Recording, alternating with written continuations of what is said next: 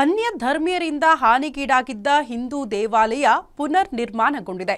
ಹಿಂದೂ ಮುಖಂಡರ ಪ್ರತಿಜ್ಞೆಯಂತೆ 2 ಹಿಂದೂ ದೇವಸ್ಥಾನಗಳು ಲೋಕಾರ್ಪಣೆಗೊಂಡಿದೆಯಂತೆ. ಈ ಕುರಿತೊಂದು ರಿಪೋರ್ಟ್. ನಗರ ವ್ಯಾಪ್ತಿಯ ಶಾಂತಿನಗರದಲ್ಲಿ ಕಳೆದ ಜುಲೈ 5ರಂದು ನಡೆದಿದ್ದ ಆ ಘಟನೆ ಇಡೀ ಶಾಂತಿನಗರವನ್ನೇ ಅಶಾಂತಿಗೊಳಿಸಿತ್ತು. ಅನ್ಯ ಕೋಮಿನ ಯುವಕರ ಗುಂಪೊಂದು ತಮ್ಮ ಮನೆಯ ಮುಂಭಾಗ ಹಿಂದೂ ದೇವರು ಇರಬಾರದೆಂದು ಗಣಪತಿ ಹಾಗೂ ವಾಸುಕಿ ದೇವರ ವಿಗ್ರಹಗಳನ್ನ ಒದ್ದು ಚರಂಡಿಗೆ ಬಿಸಾಡಿ ದುಷ್ಕೃತ್ಯ ಮೆರೆದಿದ್ರು.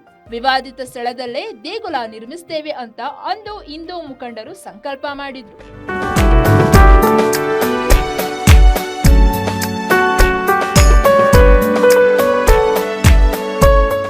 ಅಂದುಕೊಂಡಂತೆ ಶಾಂತಿನಗರದ ಬಂಗಾರಪ್ಪ ಬಡಾವಣೆಯಲ್ಲಿ ಶ್ರೀ ವಿಜಯ ಗಣಪತಿ ಮತ್ತು ದುರ್ಗಾ ಪರಮೇಶ್ವರಿ ದೇಗುಲಗಳನ್ನು ನಿರ್ಮಿಸಿ ಲೋಕಾರ್ಪಣೆ ಮಾಡಲಾಗಿದೆ. ಜೊತೆಗೆ ನಾಗವಾಸುಕಿ ದೇವರುಗಳನ್ನು ಸಹ ಇಲ್ಲಿ ಪ್ರತಿಷ್ಠಾಪಿಸಲಾಗಿದೆ. ದೇಗುಲದಲ್ಲಿ ಪೂಜಾ ಕೈಂಕರ್ಯ ನಡೆಸಲಾಗಿದ್ದು ಹೋಮ ಹವನಗಳನ್ನು ನಡೆಸಲಾಗಿದೆ. ಗಣಹೋಮ, ಅಭಿಷೇಕ, ಕಳಸಾರೋಹಣ, ದೇವರ ಪ್ರತಿಷ್ಠಾಪನೆ ಸೇರಿದಂತೆ ಧರ್ಮ ಸಭೆಯನ್ನು ನಡೆಸಲಾಗಿದೆ. ಪೂಜಾ ಕಾರ್ಯಕ್ರಮದಲ್ಲಿ ಬೆಕ್ಕಿನ ಕಲ್ಮಠದ ಡಾಕ್ಟರ್ ಮಲ್ಲಿಕಾರ್ಜುನ ಮುರುಘರಾಜೇಂದ್ರ ಸ್ವಾಮೀಜಿ, ಬೆಂಗಳೂರಿನ ಶ್ರೀ ಗೋಸಾಹಿ ಮಹಾಸಂಸ್ಥಾನ ಮಠದ ಸ್ವಾಮೀಜಿ, ಎಂಎಲ್ಸಿ ಧನಂಜಯ ಸರ್ಜಿ, ಜಿಲ್ಲಾ ಪಂಚಾಯತ್ ಮಾಜಿ ಸದಸ್ಯ ಕೆಇ ಕಾಂತೇಶ್ ಸೇರಿದಂತೆ ಪ್ರಮುಖರು ಭಾಗವಹಿಸಿದ್ರು.